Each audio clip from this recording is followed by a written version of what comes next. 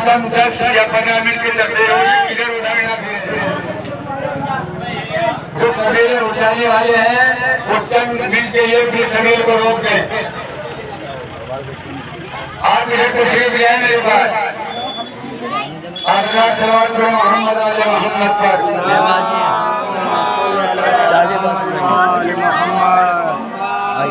وہ بات کہنے پہ مجبور نہ کیجیے گا جو ہم امیاروں کو کہتے ہیں۔ آپ آئیے ادھر تشریف رکھیے گا۔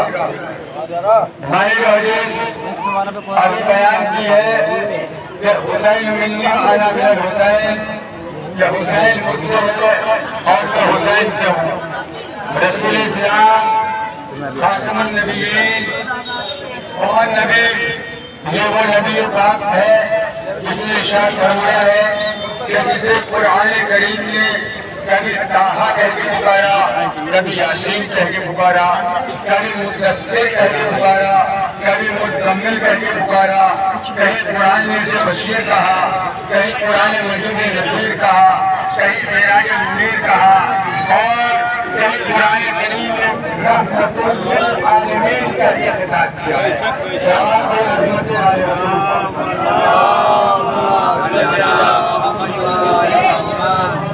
رسول جو اس کائنات کے لیے رحمت للعالمین بن کر آیا ہے، اسی نے حسین کے لیے ارشاد فرمایا ہے کہ حسین منی و انا من الحسین، میرا حسین مجھ سے ہے اور میں حسین سے ہوں۔ عزیزوں، ایک بات اور عرض کرتا چلوں، ہمیں کسی سے کوئی گرا و شکوہ نہیں ہے، ہمیں چاہے کوئی کچھ بھی کہتا ہے، اس لیے کہ ہمارے مد نظر 1400 سال پرانی تاریخ ہے۔ نبی کو لوگوں نے ساحر بھی کہا، نبی کو لوگوں نے جادوگر بھی کہا، کسی نے نبی کو کچھ کہا، لیکن نبی کی نبوت میں فرق آنے والا نہیں تھا۔ اسی لیے ہم بھی کہتے ہیں آپ چاہے کوئی بھی الزام عائد کیجیے، ہمارے عقیدوں میں کمزوری آنے والی نہیں ہے۔ صلوات علی محمد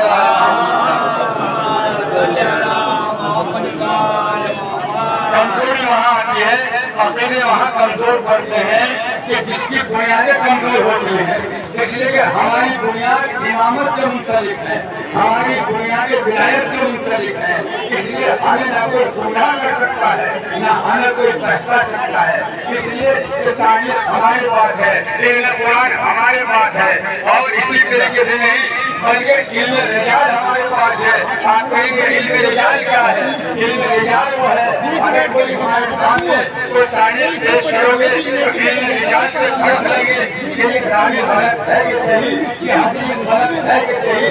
جس طرح سے سونار کشوکی پہ سونے کو پرکھ کے بتا دیتا ہے کہ یہ کھڑا ہے یا کھوٹا ہے، اسی طریقے سے جب ہمارے سامنے کوئی حدیث آتی ہے تو ہم علم رجال پہ پرکھتے ہیں، اور علم رجال پہ پرکھنے کے بعد اگر وہ حدیث قرآن سے ملتی ہے تو ٹھیک ہے، اور اگر قرآن سے ٹکرا رہی ہے تو نبی کا ارشاد ہے ایسی حدیث کو دیوار پہ دے مارو، جس کا مطلب یہ ہے کہ نبی جانتے تھے کہ میرے بعد حدیثیں گھڑی بھی جائیں گی، لوگوں کو گمراہ کیا جائے گا، لوگوں کو بہکایا جائے گا، لیکن اللہ نے انسان کو عقل دی ہے، اگر اس نے عقل سے کام لیا تو یہاں بھی کامیاب ہے، آخرت میں بھی کامیاب ہو جائے گا۔ اور اگر اس کو گمراہ ہو کے رہ گیا تو یہ میری ذمہ داری نہیں ہے، اس لیے کہ میں نے سب کچھ بتا دیا ہے۔ صلوات پڑھیں محمد علی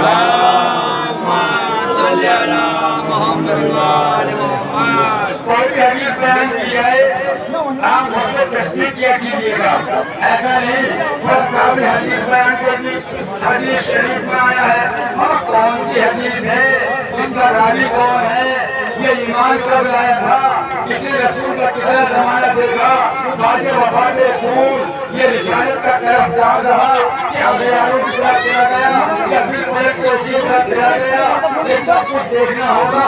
تب جا کے کئی روایتیں بیان ہوتی ہیں، جب جا کے کئی کلام کیا جاتا ہے، جب جا کے کئی مجلس میں بولا جاتا ہے، جب جا کے کئی مجلس میں خطاب کیا جاتا ہے، ایسے نہیں بلکہ یہ چیز جو ہے تو وہ بلا تصدیق کے نہیں ہوتی، ہر چیز کی تصدیق ہوگی۔ تو میں نے حدیث بیان کی ہے، اہل سنت والجماعت کی تمام کتابیں بڑی بڑی ہے، صحیح مسلم، صحیح بخاری، مشکات، ابن ماجہ، ترمذی، تاریخ احمدی، یہ جتنی بڑی بڑی کتابیں ہیں، مدارج النبوہ، کوثر الدری، اور یہ تمام کتابیں یہ ہماری ساری زیر مطالعہ ہیں، ہم پڑھ چکے تمام کتابیں، لیکن ہم کبھی بتاتے ہیں کہ کتابوں کو پڑھتے ہیں، ان میں روایتیں موجود ہیں، انہیں پڑھیے، ان پہ عمل کیجیے اور دیکھیے جو ہم بیان کرتے ہیں وہ آپ کی کتابوں میں ہے کہ نہیں۔